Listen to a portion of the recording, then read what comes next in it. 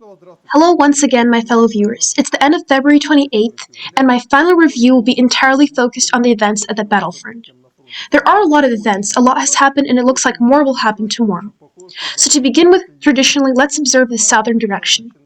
It looks like the Russian army has seriously decided to occupy Nikolaev, or bypass it and go further in the direction of Odessa. Huge columns of Russian troops today, according to the governor of the Nikolaev region, will move out in the direction of Nikolaev in the evening. Residents of the city were asked to go to the bomb shelter. While there is still no news this morning, I assume there will be a lot of news from here soon. Also today, Russian troops broke through the front of the Ukrainian armed forces in the area of Vasilievka. Ukrainian troops were knocked out of position, and by this evening, Russian troops either entered or bypassed Vasilievka and moved on.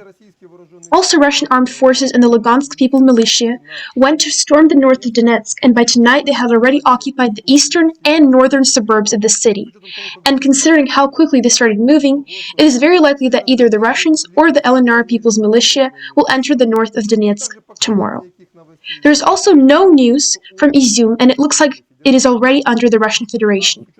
There is no internet there, and considering what the leadership of the Ukrainian armed forces said, that the Russian army is approaching Slavinsk and Ramatorsk, it looks like tomorrow there will also be battles in the area. Also, People's Militia of Dinar, with the support of Russian artillery and aviation, went to storm Mariupol. The front line of the enemy's defense is broken, and fighting is already going on in the city. It is very likely that tomorrow the ring of encirclement will close around the huge, gigantic grouping of Ukrainian armed forces in Donbass. And that will essentially be a verdict for all the Ukrainian armed forces, because today the Russian troops from the Chernivtsi region marched the remaining few dozen kilometers to the suburbs of Kiev, Bravo, and entered the city in the evening. And the barrier that stood at the entrance to the city stood for just a few minutes, and then was blown down by striking helicopters and tanks. That evening, the city council deputies shouted in panic, "All the Russians have entered the city!" I also want to point out another interesting pattern for today. For the first time, the Russian aviation was very active, and the Russian Federation has completely changed its information warfare methodology. Today, a huge number of videos are being posted on the internet, including attacks by Ukrainian armed vehicles. A huge number of vehicles hit, and it was clear that the Russian troops were the ones filming the attacks. Tonight, on the left bank, the Russian army had reached the suburbs of Kiev. While I'm recording this video, I have no data on whether Bravodov was taken or not, but in any case, it is already at the nearest suburbs of Kiev. I assume that the Russian troops can be expected at Boryspil tomorrow. And when they occupy Boryspil's international airport, they will completely cut off the Ukrainian capital from the left bank. Also in Kharkiv, the Kremlin is very, very tough, and after today's cleaning of its rear, there will be a new attack tomorrow, or maybe even tonight. Lastly, let's look at what we have going on the right bank, northwest of Kiev.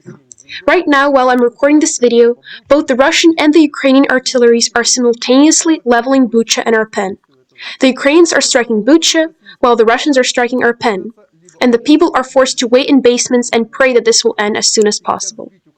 It looks like the Russian troops are either preparing to or have already begun a general attack in this direction and want to dislodge the Ukrainian armed forces from their line of defense along the Irpin River.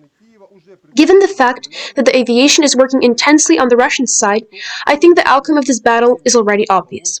Moreover, the Kiev Defense Headquarters already warned Kiev's residents living in the north and northwest of the capital city of Ukraine that they should prepare for the Russian columns entering Kiev itself. This shows that they have absolutely no illusions. They understand that this line of defense will be broken through. Also, I completely forgot to tell you this morning that there has been a report that the Russian Navy is indeed blockading the Ukrainian ports. 2 cargo ships that were on their way to Odessa were stopped by Russian corvettes and were forced to turn back. I would also like to mention an incident that occurred in the Kharkiv region. One of the suburbs of Kharkiv lost all control today. The security service of Ukraine came and took Kharkiv away. The leadership of Kharkiv city's southern agreed with the Russians to go over to their side. So actually, the Kharkiv authorities began to think seriously about going over to the side of Russia. This became for the Kiev regiment the second fatal strike. Having lost its main strike force in Donbass, as well as losing Kharkiv, essentially the fight for the left bank and in all the other places becomes pointless. That is what I wanted to say in this video. And also, I want to take the opportunity to say that my first video, which was translated to English, appeared on my other YouTube channel. I will leave the link to the video in the description box down below. Please share this video with all your friends and family and then distribute it to all the English-speaking resources, as they say, with God's help. Future news from the frontline will be ready by tomorrow, and I gladly let my comrade Michael Onifrienko take my place. See you again tomorrow morning.